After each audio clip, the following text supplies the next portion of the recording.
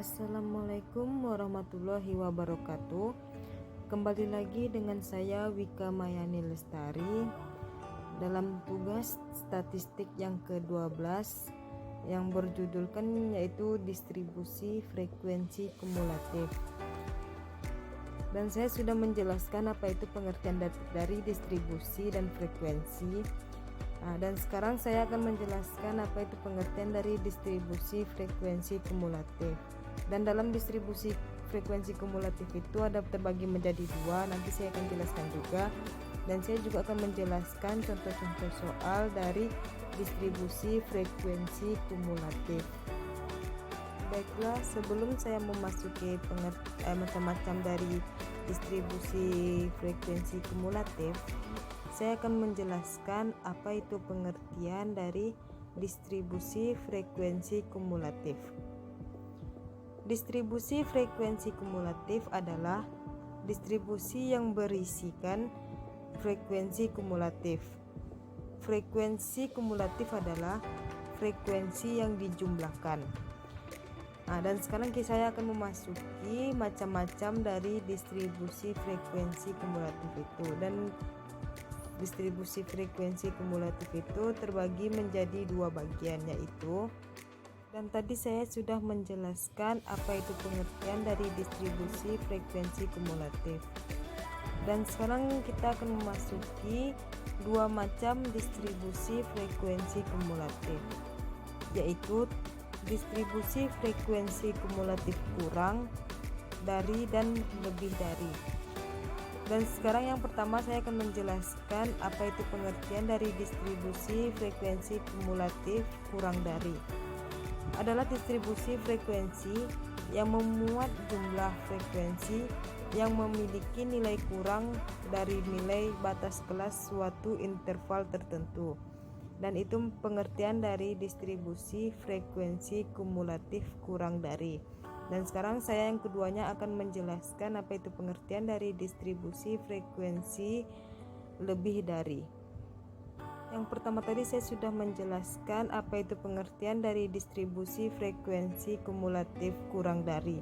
Dan yang kedua sekarang saya akan menjelaskan apa itu pengertian dari distribusi frekuensi kumulatif lebih dari. Distribusi frekuensi kumulatif lebih dari adalah distribusi frekuensi yang memuat jumlah frekuensi yang memiliki nilai lebih dari nilai batas kelas suatu interval tertentu.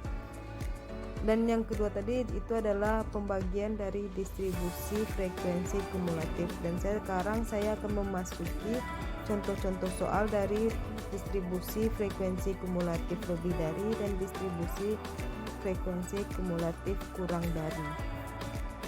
Nah, yang pertama saya akan memasuki contoh soal dari distribusi frekuensi relatif kumulatif kurang dari yang mempunyai rumus Fkum persen.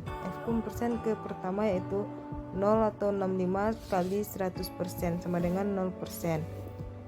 Frekuensi kumulatif persen kedua sama dengan 6 per 65 kali 100% sama dengan 9,2%.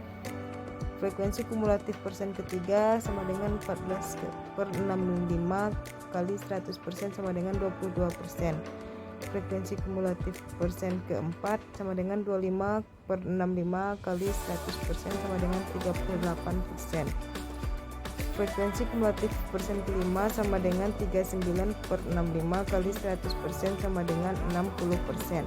Dan itu adalah seterusnya soal dari distribusi frekuensi kurang dari. Dan yang kedua kita akan memasuki distribusi frekuensi relatif kumulatif lebih dari. Fkum persen ke pertama yaitu 65 per 65 kali 100% sama dengan 100%. Frekuensi kumulatif persen kedua sama dengan 59 per 65 kali 100% sama dengan 91%.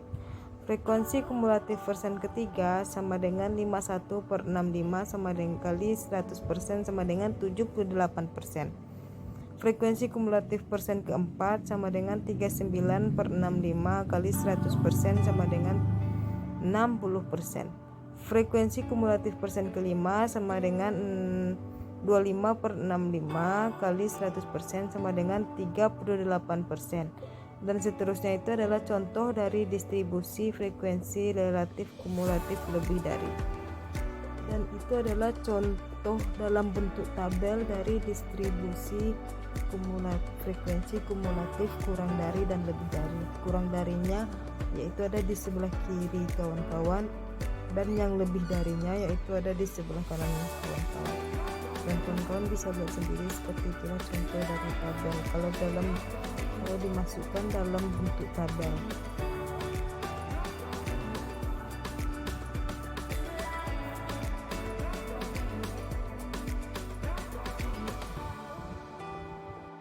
Baiklah, hanya itulah yang dapat saya sampaikan dari penjelasan saya tentang distribusi frekuensi kumulatif. Dan semoga kawan-kawan dapat mengerti dari penjelasan saya dan juga dari tulisan saya seperti contoh-contoh soalnya. Dan mudah-mudahan dapat bermanfaat bagi kawan-kawan dan mudah dimengerti. Dan saya mohon maaf jika ada kesalahan dalam kata-kata penyampaiannya atau dalam tulisannya. Dan saya akhiri dengan wabillahi taufik walhidayah. Wassalamualaikum warahmatullahi wabarakatuh. Terima kasih.